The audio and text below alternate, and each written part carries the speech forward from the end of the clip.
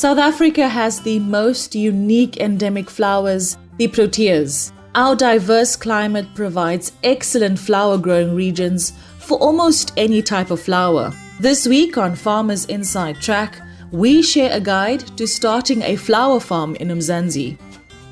Any new farmer understands that unlocking their growth potential through technology is vital. FarmSol boss Aron Koleunpacks unpacks this in our farmer development segment. In its seasonal climate watch for August to December 2021, the South African Weather Service predicts above normal minimum and maximum temperatures across the country. Independent climatologist and weather expert Johan van den Berg shares vital tips for farmers to deal with this. This week's hashtag Soil Sister, powered by Food for Mzansi and Corteva Agriscience, is Khethiwe Maseko, the founder of Gugulam Poultry House in Gauteng. Now, she's a farmer who started out as a domestic worker, and today she's a proud ambassador for the agricultural sector. And on top of our reading list this week is Billion Dollar Burger by Chase Purdy, a food business reporter who provides a good overview on cell-based meat developments. And our farmer tip of the week comes from Boitumelo Mahlangu, a crop scientist at the Agricultural Research Council. This is Farmers Inside Track, supported by Food for Mzansi. Inspiration for your business and life. From South Africa's farmers and agripreneurs.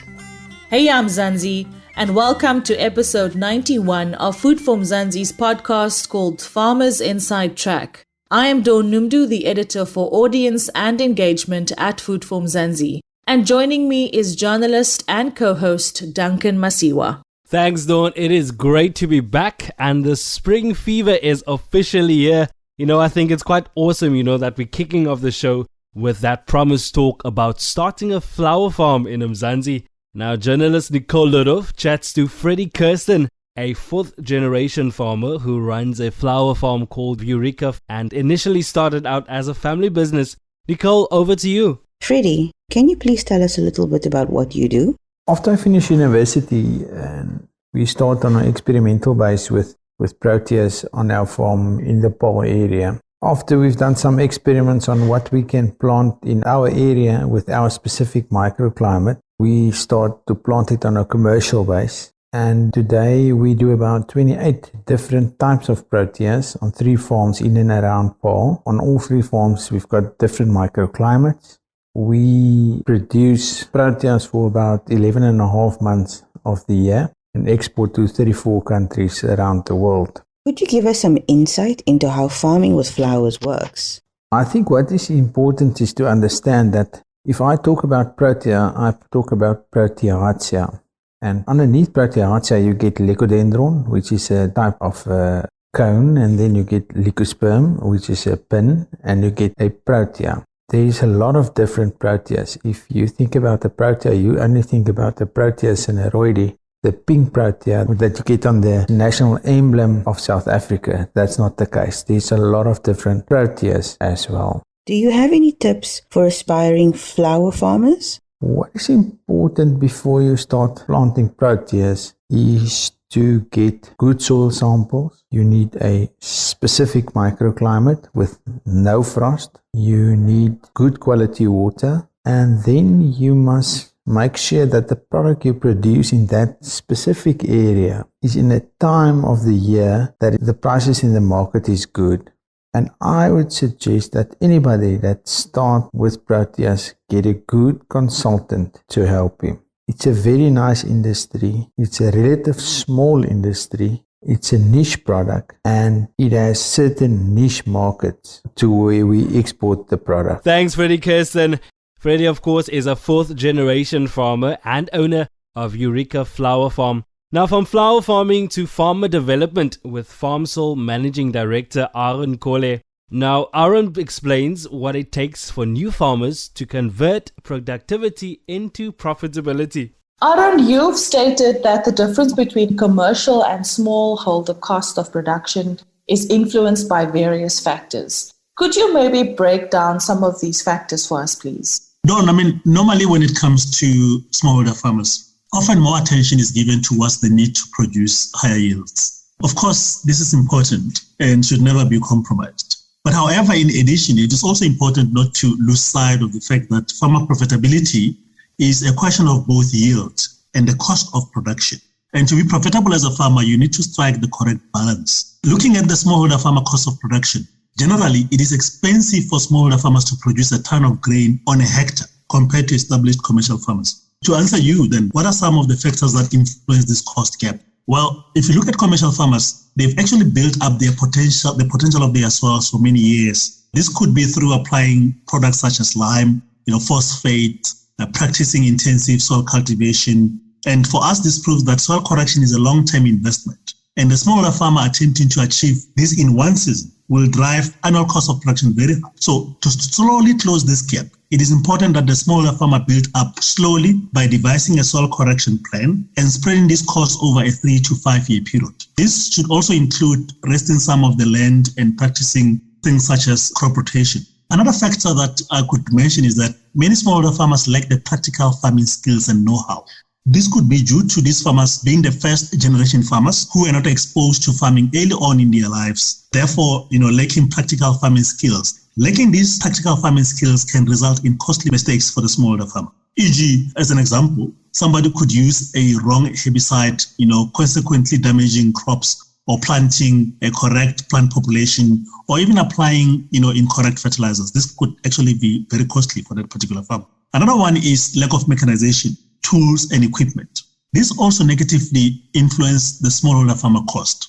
Outsourcing critical or all farm mechanization activities can prove to be a very costly exercise, and the farmer can expect to pay huge sums of money on contractor fees. These are some of the factors that would drive your cost of production of producing a ton of grain compared to established commercial farmer. For smaller farmers, a little bit higher as comparison to those established commercial farmers. I think you've highlighted a few of these points in our previous discussions, and it's important then for us to also look back at that. So if you are interested to find out more about what Aron has also just mentioned, do go back to our previous discussions on this podcast, Farmers Inside Track. Now, Aron, FarmSol aims to narrow this gap that directly impacts job creation to transform rural areas into vibrant economies. How do you see this happening practically?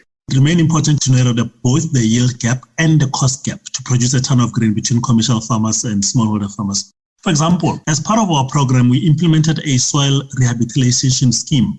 In this scheme, qualifying farmers are given an opportunity to rest their field. And for that particular year, instead of planting, the focus is on correcting the soils. This is achieved through the application of lime, and the repayment of that lime get restructured and get repaid over a period of 3 years. In the very same year, our focus also is really around, controlling weeds. Access to mechanization is also another important area. The Southern breweries invested in mechanization, which FarmSol rent out to farmers at a highly affordable rates. With this mechanization, smaller farmers have access to modern technologies and can implement minimum tillage practices, such as strip tilling. I don't know if you're familiar with that word, but strip tilling is another way of doing some minimum tillage. We are looking at partnership to further extend this to more farmers. One other important piece is that availability of affordable and timeous production loan funding. I need to stress timeous because, in farming, you need to have this funding at the right time and in time. Having this funding late can also really prove very unproductive for you as a farmer and very risky. So this funding also needs to be accompanied by on-farm support. For us, we are thankful that SAB and other partners that we have in our scheme have made available production loan funding to support these farmers in our scheme. We also, as FarmSol, employ a large number of agri-specialists and farmer mentors to provide the farmers with mentorship and on-farm support. So overall, that's what we do to try and narrow this yield and cost gap with these 3 items from FarmSol's perspective. I think the important factor there that you mentioned is the timeous funding that needs to be there at the right time. And this is across board, not only for farmers within your space, but for farmers starting out in the industry.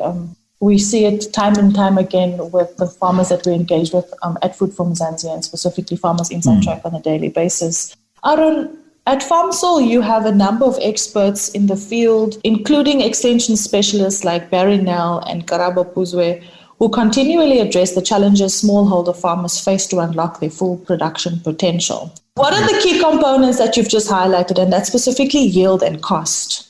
Yield and cost are important, but the aim of our extension support is to provide mentorship and technical advice.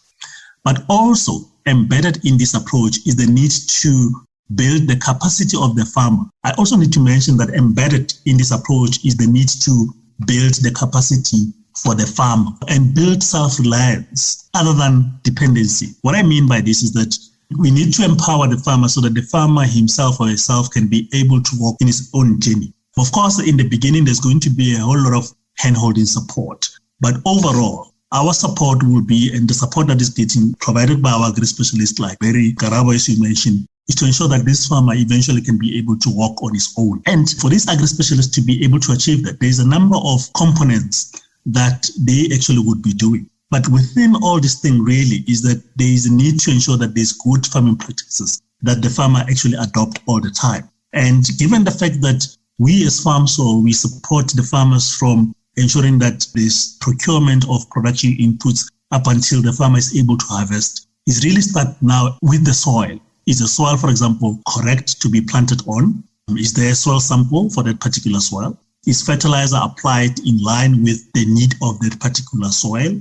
Is the seed that is actually getting procured the right seed that the farmer needs to plant? And then they also then look at the calibration, the seed population that the farmer needs to actually plant. And with this then comes the whole issue of calibration, calibrating the tools and the equipment so that the farmer can be able to correctly plant the number of seed per hectare. That's what we refer to as seed plant population. That is correct, and that is within the potential of that farm and that area. These agri-specialists then will work with the farmer throughout the season to monitor crop growth and also eventually then arrange the delivery of the grain, either for storage or for processing as the end of that value chain. Thanks again, Aron, and be sure to check out Food from Mzansi on Fridays as we introduce you to a different FarmSol youth ambassador. Thanks again for joining us, FarmSol Managing Director Aron Kole. We now change gears from farmer development to climate change. In its seasonal climate watch for August to December 2021, the South African Weather Service predicts above normal minimum and maximum temperatures across the country. We are now joined by independent climatologist and weather expert Johan van den Berg. Now, Johan, agriculture is slowly but surely shifting its focus to the next production season, which begins in October. This as the harvest for summer grains and oilseeds draws to a close. Is the new season also bringing a weather change? At the end of a relatively cold and late winter, the season is starting now to change to its summer. There is, at this stage, still a possibility of relatively late frost in the central to southern parts of the country, but relatively of warm conditions expected over the northern parts. The summer will be in full swing at the end of September over the central parts and more to the southern parts as well. In terms of rainfall, it's expected that the eastern production areas can receive or expect rain towards the end of September, October, November, and the central to western parts more from November, December. Relatively favorable conditions is expected. Now, it can be difficult for farmers to keep up between El Nino and La Nina climate patterns. The latest seasonal climate watch predicts a shift to a weaker La Nina during the early parts of the summer. What does this mean for farmers exactly? The current setup of the so-called ENSO phenomenon, El Nino Southern Oscillation, as we've seen, there's a weak La Nina phenomenon currently in the development stage, and it means that it will be relatively favorable conditions for the summer rainfall area. The weak La Nina means, especially over the central to, let's say, more western parts, not the extreme western parts, can expect rain a bit later in the season from about December, but eastern summer rainfall area more from October, November. And then finally, as someone who has worked in the agricultural space for so long, are you anticipating shifts in the local market prices for commodities? What it means for the general farmer, for crop farmers, there's a high probability that there will be sufficient rain for a relatively good crop. And for the livestock farmers in the central to eastern parts, favorable conditions, but it's still uncertain about the very dry southwestern parts of the Northern Cape that there will be sufficient rain early. The drought is still continuing there. What we anticipate for the shift in local commodity prices, it's very difficult because most of the grain crop commodity price is a derivative of international production conditions. But it seems that there's relatively good chance of a good maize and sunflower and even soybean crop that can put pressure on prices if the international conditions are favorable. So very difficult in terms of livestock, but farmers are mostly still in a building of stock, the herd building, and it's probably that prices will remain relatively high at this stage. Thanks, Don, and great having you, Johan van den Berg. Johan is, of course, an independent climatologist and weather expert. Listen, our book of the week is coming up shortly, but first we meet our hashtag soil sister, Khethiwe Maseko, who is the founder of Gugulam Poultry House in Gauteng. Now, Khethiwe is a farmer who started out as a domestic worker, and today she's a proud ambassador for the agricultural sector and is currently on a year-long blended development program at the Gibbs Entrepreneurship Development Academy. Khethiwe, welcome to Farmers Inside Track. Tell us a bit about your farming operation and how exactly you got started. I started my farming journey in 2018 after identifying that there's a huge gap in poultry in my community. I raise broiler chickens from a day old. I operate from my home backyard. The toughest lesson that I have learned along the way was that first, when I started, I didn't have a formal training on how to raise broiler chickens from a day old or how to take good care of broiler chickens. So I lost a lot of chickens due to mortality because I didn't know how to vaccinate or use vaccines, or there are any vaccines that can be used in broiler chickens. But eventually I came all right with my good networking skills. Do you have any tips for women who's just started out in the industry? My advice to other women entering the farming arena is that, farming is a male-dominated industry. So when you start this journey, never be intimidated or doubt yourself. Be brave. You can do it. Be brave. Trust yourself. And once you have started, never give up. Of course, you're going to encounter so many challenges, but don't give up. Don't give up. For the fact that you have started, never look back. Just grab it and fly. Fly, women. Life in South Africa can be a lot. Scroll through Twitter for a minute and tell me I'm wrong. Thank God for South Africans though, right? We're inspiring, and even on the bad days, we fight back with a smile. That's why I love Food for Mzansi so much. They're not ashamed to celebrate the ordinary unsung heroes who work every day to put food on our nation's tables. Go to foodformzansi.co.za and never miss an inspiring story.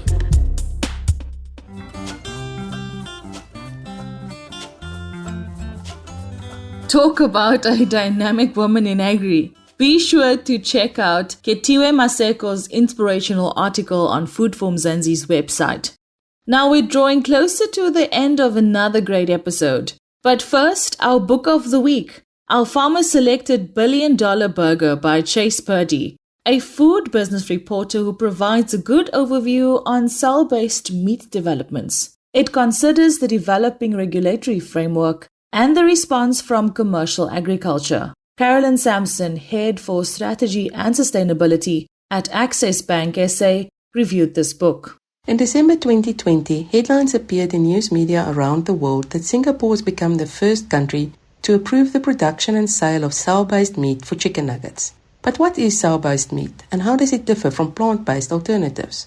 Billion-Dollar Burger by Chase Purdy is a good place to start finding answers to these questions. The book provides a solid overview of the main themes in cell-based meat developments, including a brief history of the concept. It explains the basic science of obtaining and growing the cells, the equipment needed, and the challenges in identifying the optimal growing media. It also delves into the developing regulatory framework and the response of commercial agriculture. Some companies aim to take advantage of more environmentally conscious consumers, while others are more focused on food security, given the potential impact of climate change on the sector. If you need detailed information on this concept, this is not the book for you. If you are, however, looking for an overview that will allow you to interpret and understand the concept of cell-based meat, this is a good place to start. Agriculture is not just about farming, it's about caring, and that's an ideal worth preserving.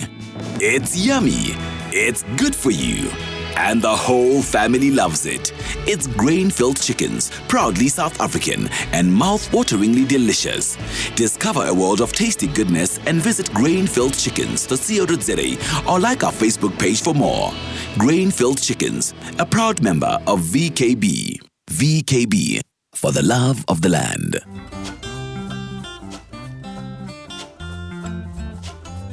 Thanks, Carolyn Sampson, Head of Strategy and Sustainability at Access Bank. Now, before let you go, we now share our farmer tip of the week from Boitumelo Mahlangu, crop scientist at the Agricultural Research Council. I still encourage young people to get into the agricultural industry as it is very important. It's like art for forming the basis of food security to our forever growing population, and it's also very important for economical growth. And there's also a lot of fun in the process of agriculture, and it's very rewarding. I also find it very therapeutic.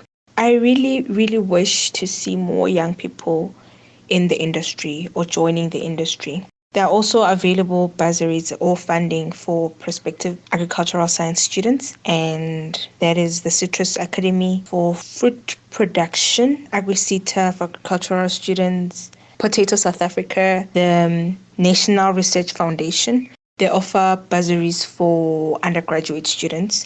And our farmer tip of the week from Boitumelo Mahlangu brings us to the end of this week's Farmers Inside Track, proudly brought to you by Food for Mzansi. For daily inspirational stories about the farmers and agriculturalists to go above and beyond to feed South Africa, visit foodformzansi.co.za or follow us on Facebook, Twitter, Instagram, or YouTube. Yes, and remember, if you love the podcast, please rate it and share it with your friends, family members, and fellow farmers. The Farmers Inside Track is available for free on YouTube, Spotify, Apple Podcasts, and Google Podcasts. And of course, not forgetting on foodformzansi.co.za as well.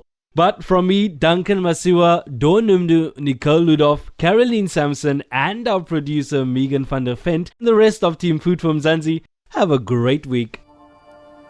What joins a continent but its continuous flow over mountains, through rivers, in the rhythm of the land?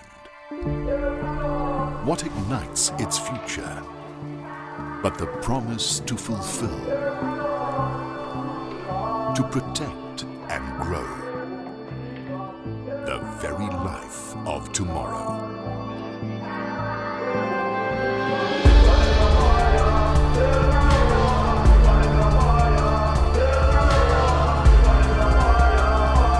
This is why we do what we do under the African blue.